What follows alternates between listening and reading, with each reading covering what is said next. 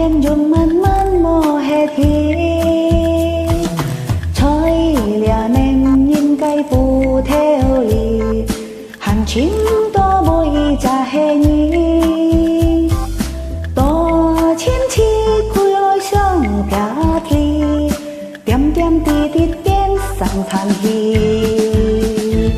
phiền lo tên xây ngay xin chào nhi tình bồi chiều màu cam duyên chút một ngày tôi hẹn chung hi nhi ơi xiao xin trao cô xin thi phiền lo tên xây ngay xin chào nhi tình tì mò ngà trên hi hé con diều nhìn bốn ngày hết thi ngày bơi chung chân cho phù nhi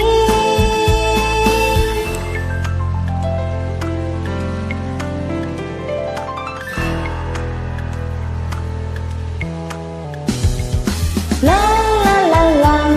la la la la la la la la la muốn bồi xuôi mũi lo tao mò thiền khẩu ta xin trao nhà thì phôi gì trong hi ca thiam mết cài có hi nhà miền dùng man man mò hè thì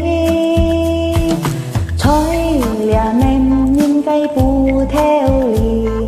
hàng chim to bôi cha hè nhi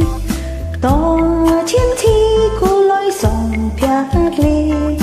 tiêm tiêm tì tì tiêm sang than hi phiền lo tên xoay ngay xin chào nhi tình bồi chiều màu cam duyên chút một ngày tôi hẹn chung nhi nhi ơi xiao xin trao cô xin thi phiền lo tên xoay ngay xin chào nhi tình tì mò ngà chín đi hé con diều nhìn bốn ngày hè thi ngày bơi chung chân cho phù nhi khen lo tên xoay ngay xin chào nhi tình bơi chiều màu cam duyên chút muốn ngồi